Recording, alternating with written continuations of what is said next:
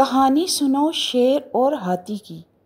ایک دفعہ جنگل کے بادشاہ شیر نے غرور اور تکبر کے نشے میں مست ہو کر ہاتھی سے جھگڑا تو کر لیا۔ ہاتھی نے شیر کو مار مار کر لہو لہان کر دیا۔ شیر بڑی مشکل سے اپنی جان بچا کر بھاگا۔ زخم زیادہ ہونے کی وجہ سے شیر کو صحت یاب ہونے میں کافی دن لگ گئے۔ ایک دن شیر پہاڑ پر کھڑا جنگل کا نظارہ کر رہا تھا کہ اسے وہی ہاتھی نیچے سے گزرتا ہوا نظر آیا۔ بلندی کی وجہ سے ہاتھی اسے چھوٹا لگنے لگا۔ اس نے پہاڑ سے ہی ہاتھی کو للکار کر کہا، اب تو میرے سامنے آ، پچھلا سارا حساب برابر کر دوں گا۔ ہاتھی نے شیر سے کہا، یہ تو نہیں بلکہ پہاڑ کی بلندی بول رہی ہے، اور پھر چلتا بنا۔ تو دوستو، غرور تکبر کا انجام ہمیشہ برا ہوتا ہے۔ اس حکایت میں شیر کے ساتھ جو ہوا وہ تو جانور تھا، لیکن ہم تو الحمدللہ مسلمان اور انسان ہیں۔ ہمیں تکبر سے ضرور بچنا چاہیے۔ تکبر کرنے والے کو اللہ تعالیٰ پسند نہیں فرماتا۔ جب اللہ تعالیٰ نے شیطان کو حضرت آدم علیہ السلام کو سجدہ کرنے کا حکم دیا، شیطان نے تکبر کیا اور سجدہ کرنے سے انکار کر دیا، تو اللہ تعالیٰ نے اسے ہمیشہ کے لیے اپنی رحمت سے محروم کر دیا۔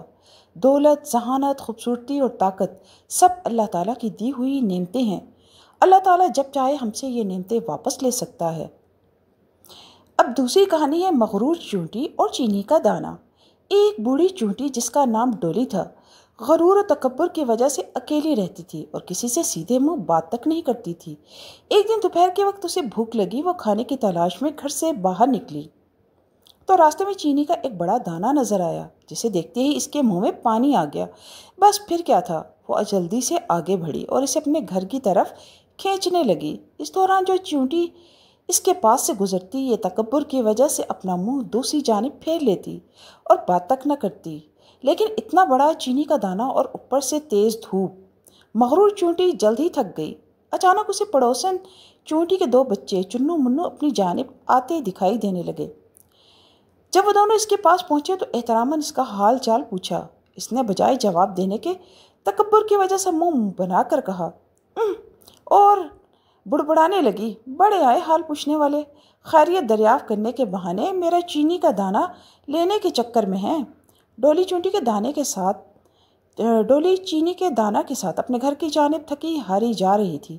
گھر سے تھوڑے ہی فاصلے پر اس کا پاؤں مڑ گیا اور پاؤں میں موچ آ گئی۔ درد کی وجہ سے اس کی آنکھوں سے آنسو بہنے لگے اور وہ راستے میں ہی چینی کے دانے سے ٹیک لگا کر بیٹھ گئی۔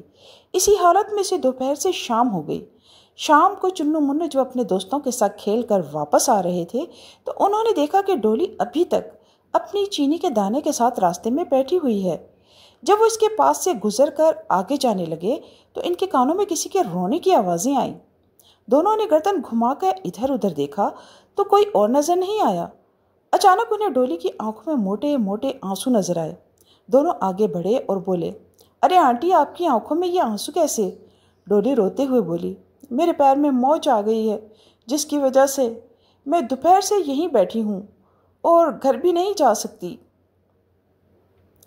یہ سن کر چنو جلدی سے بولا، آپ فکر مت کریں، ہم دوسروں کو لے کر ابھی آتے ہیں۔ یہ کہہ کر دونوں گھر کی طرف بھاگے اور کچھ ہی دیر میں اپنی امی، باجی اور برابر والی خالہ چونٹیوں کو لے کر آن پہنچے۔ ان سب نے ڈولی کو اٹھایا اور اسے گھر لے آئے اور آرام سے لٹا دیا۔ خالہ نے ڈولی کے پاؤں پر مرہم لگا کر پٹی بھی باندھ دی۔ دوسری طرف چنو منو چینی کے دانے کو اپنے دوستوں کے ساتھ اٹھا لائے اور گھر کے ایک کونے میں رکھ دیا۔ ڈولی اپنے پچھلے سلوک پر بے حد شرمندہ تھی اور سب سے اپنے برے انداز کی معافیاں مانگنے لگی۔ سب نے اسے معاف کر دیا۔ آج اسے معلوم ہو گیا کہ اچھے اخلاق اور ملنساری میں بہت فائدہ ہے، غرور و تکبر میں کچھ نہیں رکھا۔ تو پیارے بچوں، ہمیں بھی اچھے اخلاق والا اور ملنسار بننا چاہیے، سب سے مسکرا کر ملنا چاہیے۔